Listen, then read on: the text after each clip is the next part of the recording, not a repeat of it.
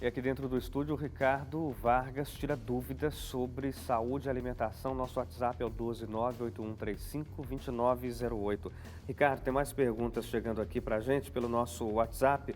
A Carolina, ela é de São Gabriel do Oeste, no Mato Grosso do Sul, quer saber se o gengibre causa algum problema para quem tem hipertensão arterial. Essa pergunta ela acaba sendo muito interessante pelo seguinte: as pessoas têm muito medo do gengibre, né, para piorar os problemas de hipertensão, mas não. O que piora o problema de hipertensão são os estimulantes, porque os estimulantes eles aumentam o nosso nível de cortisol e por aumentar o nível de cortisol, ele gera uma vasoconstrição periférica. O que quer dizer isso? Na região de periferia, nas suas mãos, nos seus pés, diminui o fluxo de sangue.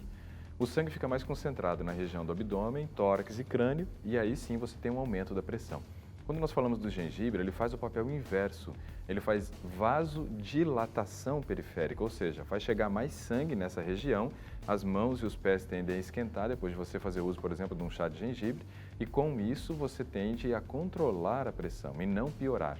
É sempre bom fazer um teste, nós somos indivíduos, né, todos diferentes, mas a tendência pela ação do gengibre vasodilatador é que reduza a pressão e ajude no controle e não gere uma piora. E aí o Eberton, de Ponta Grossa, no Paraná, quer saber se existe algum alimento que substitua os energéticos usados para tirar o sono quando se está dirigindo na estrada. Bom, aí é complicado, porque os energéticos eles tiram o sono por conta do quê? Pelo aumento do nível justamente do cortisol. Aí quando você aumenta o nível de cortisol, você vai gerar na pessoa uma redução do sono, mas consequentemente, quando o sono vier também, vem aquele sono, né, que você está caindo pelas tabelas, né? Então, não é uma boa opção ele tentar mascarar o sono desse jeito. Se ele está na estrada e sente sono, a melhor opção é parar e dirigir. Parar de dirigir e descansar. Isso é fundamental.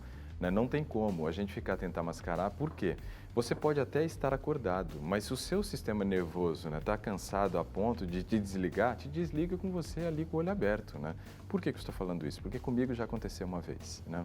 Eu estava dirigindo, voltando para casa, depois de uma viagem longa, e eu tive essa pane, meu cérebro simplesmente desligou e eu vi um carro e continuei acelerando, né? E minha mãe olhou para mim, ela estava sentada ao meu lado e falou assim: você vai bater? E quando eu olhei de novo assim, né, me deu aquela despertada, eu vi o carro, não dava tempo de frear, não vinha ninguém, deu tempo de fazer a ultrapassagem. E eu já tinha sentido que eu estava um pouco cansado e eu tentei prolongar um pouco a viagem. Então eu não uso estimulante, não sugiro que as pessoas usem, causa outros problemas. Para, descansa e aí, ponto final. É claro que depois desse susto também o nível de cortisol que eu produzi por causa do susto foi tão grande que eu não senti mais sono até o fim da viagem, né? O Milton, de Ariquemes, em Rondônia, pergunta se o sal grosso que é vendido em casas agropecuárias pode ser usado na cozinha. Não é uma boa opção. Por mais que as pessoas digam que esse sal de vaca é bom, né, eu não acredito que seja bom. Pelo seguinte, eu sou zootecnista, foi minha primeira formação.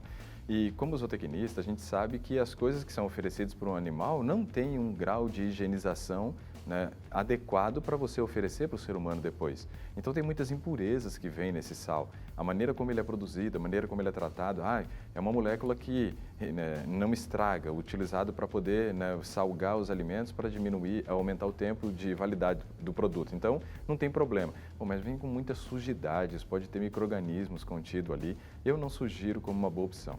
Para mim, sal é sal marinho e ponto final. A Naira Santos, de Brasília, quer saber se um bebê pode viver sem o consumo de arroz e o que ela pode substituir além de usar tubérculos. Sim, pode. Quando a gente fala de bebê, nós estamos falando de um bebê acima de 6 meses, quando você vai começar a introdução de alimentos.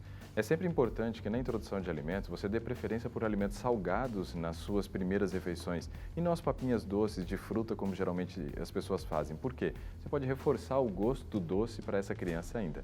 Comece com as papinhas salgadas e no lugar do arroz você pode usar qualquer outra fonte de carboidrato, a não ser os carboidratos que são ricos em glúten. Então o que você não pode usar, tá?